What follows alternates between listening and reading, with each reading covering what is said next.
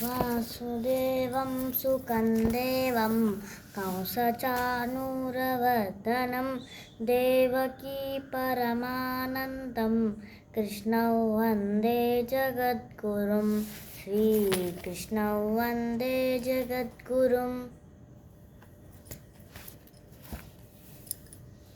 ॐ श्री परमात्मने नमः। श्रीमद्भगवद्गीता अथ पञ्चदशोऽध्यायः।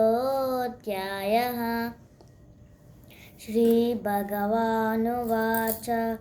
ऊर्ध्वमूलमधः शाखम् अश्वत्थं प्राहुरव्ययं छन्दांसि यस्य पर्णानि यस्तौ वेद स वेदवित् अधश्चोर्ध्वं प्रसृतास्तस्य शाखाः गुणप्रवृद्धा विषयप्रवालाः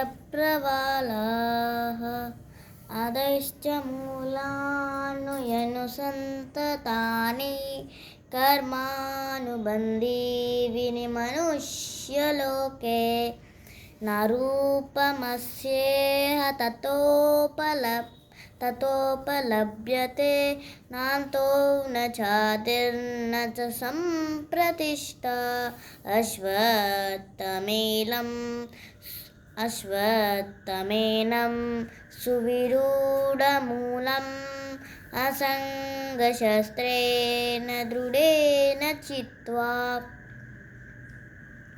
ततः पदं तत्परिमार्गितव्यै यस्मिन् गताः निवर्तन्ति भूयः तमेव चाद्यं पुरुषं प्रपद्ये यतः प्रवृत्तिः प्रसृता पुराणी निर्माणमोह चित्तसङ्गदोषा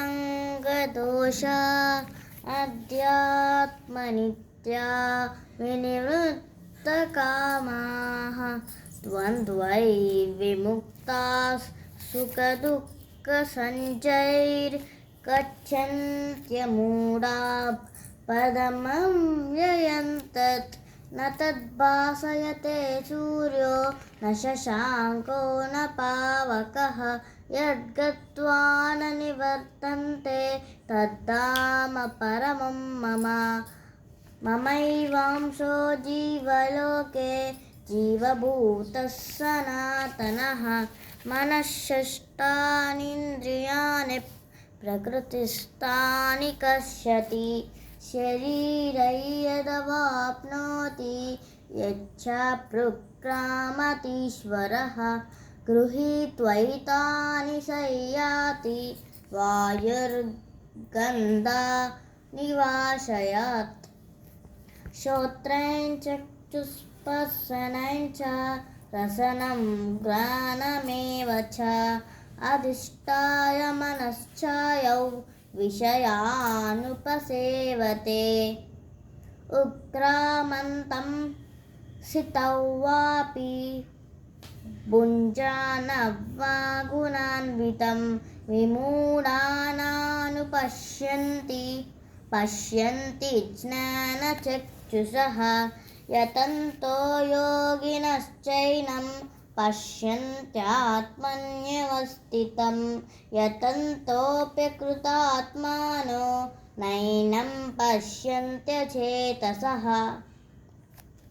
यदादित्यगतं तेजो जगद्भासयतेऽखिलं यच्चन्द्रमसि यच्चाग्नौ तत्तेजो विद्धि मामकं गामाविश्य च भूतानि धारयाम्यहमोजसा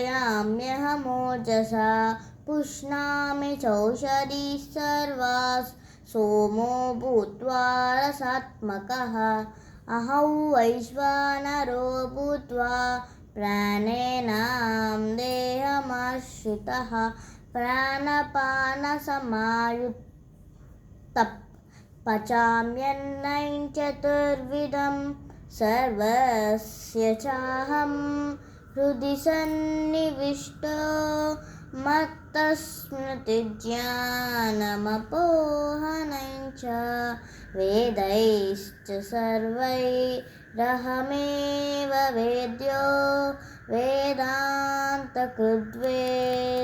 विदेव चाहम् द्वाविमौ पुरुषौ लोके क्षरश्चाक्षर एव च क्षरः सर्वाणि भूतानि कूटस्थोऽक्षर उच्यते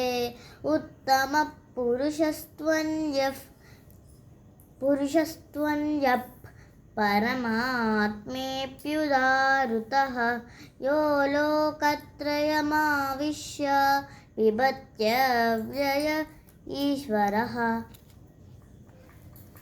यस्माक्षरमतीतोऽहम् अक्षरादपि चोत्तमः अतोऽस्मि लोके वेदे च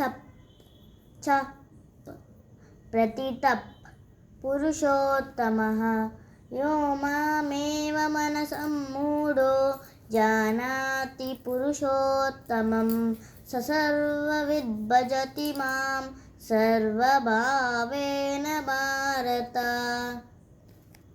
इति गृह्यतमं शास्त्रम् इदमुक्तं मया नघ एतद्बुद्ध्वा बुद्धिमान् स्यात् कृतकृत्यश्च भारत ॐ तत्सदिति श्रीमद्भगवद्गीतासु उपनिषत्सु ब्रह्मविद्यायां योगशास्त्रे श्रीकृष्णार्जुनसंवादे पुरुषोत्तमयोगो नाम पञ्चदशोऽध्यायः।